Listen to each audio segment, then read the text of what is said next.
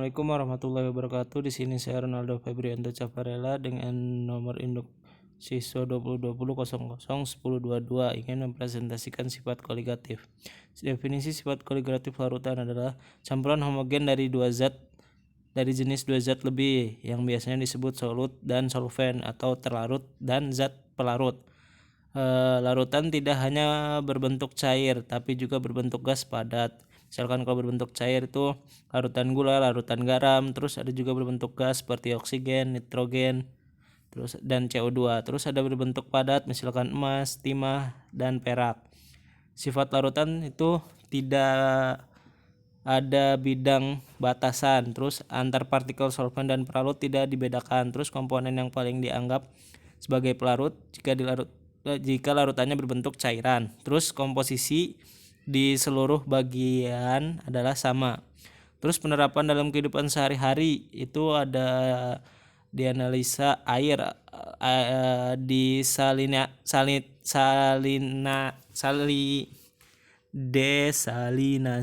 air laut menjadi air tawar. Terus penggunaan eliten glukol untuk pencampuran anti beku pada bahan bakar. Terus penambahan garam saat memasak. Terus cuci darah atau dialisis pada penderita ginjal. Terus menggunakan garam untuk mengusir siput, cacing, dan lintah. Di sini juga ada tabel yang menentukan. Di sini ini ada larutan elektrolit kuat, lemah, dan non elektrolit.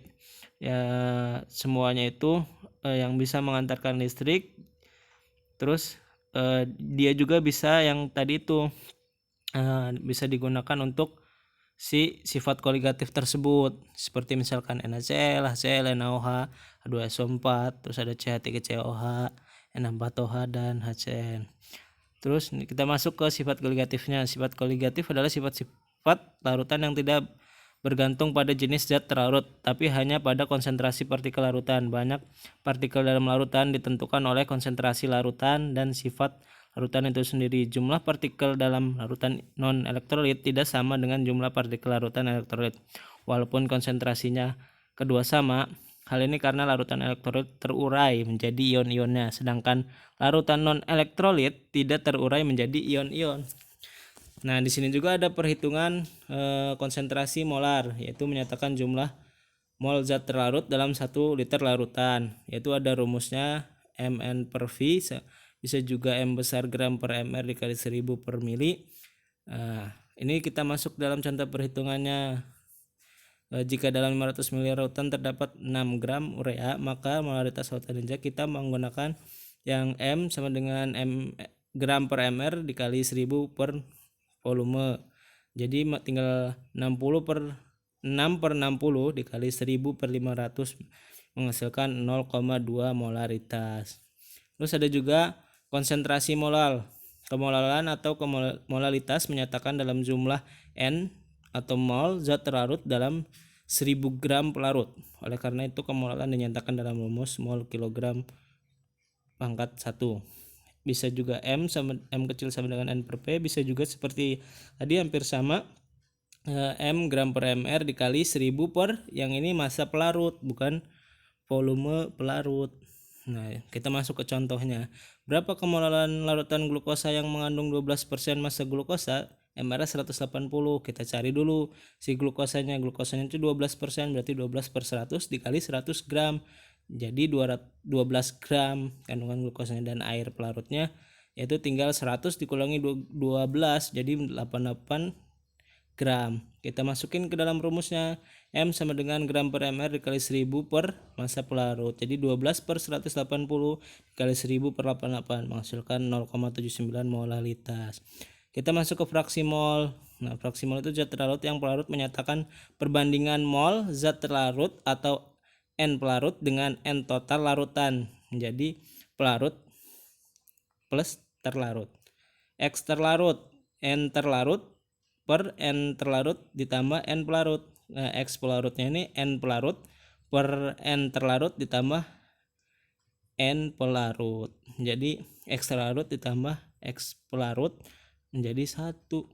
Terus penurunan tekanan uap jenuh pada setiap suhu zat air selalu mempunyai tekanan tertentu. Tekanan ini adalah tekanan uap sejenis pada suhu tertentu. Penambahan zat ke dalam zat cair menyebabkan penurunan tekanan uapnya. Hal ini disebabkan karena zat terlarut itu mengurangi bagian atau fraksi dari pelarut sehingga kecepatan penguapannya berkurang. Ini seperti contoh di sini. Contoh di atas itu tampilan mikroskopis dari gerakan molekul uap air yang permukaan air murni. Nah, di gambar di bawah ini nih perbandingannya nih. Yang ini air murni, sebelah kiri yang kanan itu larutan NaCl. Nah, si NaCl ini menghasilkan ion Na berwarna biru dan ion Cl berwarna hijau yang terlarut dalam air. Jadi, kalau misalkan air murni itu dia cepat nih mendidihnya karena tidak ada ion yang bisa kata kita mah penghambat. Nah, sedangkan ini ada yang terbentuknya ion Na dan Cl-.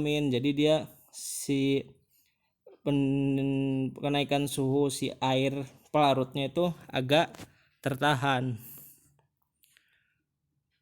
Kalau ini menurut Francisco mengemukakan bahwa tekanan uap suatu komponen bergantung pada fraksi mol komponen itu dalam larutan dengan hubungan sebagai berikut.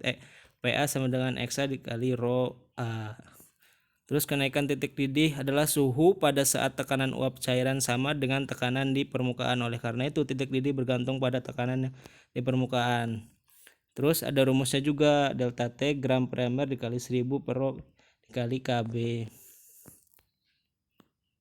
Terus ini penurunan titik beku. Penurunan titik beku adalah suhu pada saat tekanan uap cairan sama dengan tekanan uap padatnya. Rumusnya juga hampir sama kayak tadi, delta T gram per ml dikali 1000 per rho dikali Kf. Nah, tekanan osmosis. Tekanan osmosis adalah perubahan perpindahan pelarut dari larutan yang lebih encer ke larutan pekat melalui membran semi-permeable, hanya dapat dilalui oleh pelarut. Tekanan osmosis adalah tekanan yang diperlukan untuk menghasilkan aliran dari pelarut murni ke dalam larutan. Alat yang digunakan untuk mengukur tekanan osmosis adalah osmometer. Terus kalau menurut Van Hoof, tekanan osmotik itu larutan encer yang dapat dihitung dengan rumus serupa, yaitu persamaan gas ideal, yaitu VNRT sama MRT, bisa juga NVRT.